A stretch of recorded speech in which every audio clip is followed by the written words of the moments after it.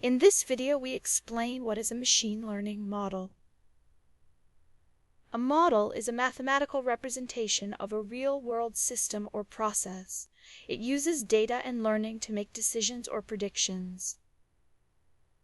A model consists of inputs, a model function, and outputs. Let's break this down. The inputs are the variables or features we observe about the system. The model is the function learned from data that maps those inputs to the outputs. And the outputs are the predicted values, categories, or future states that the model estimates. In supervised learning, the most common paradigm, we have pairs of input and desired output examples.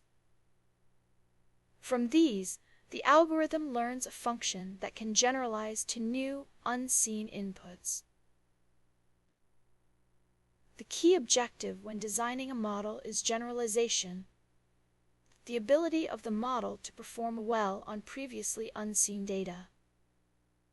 In the following videos, we will look at the three main types of machine learning models: regression, classification, and forecasting. Thank you for watching, and see you in the following video.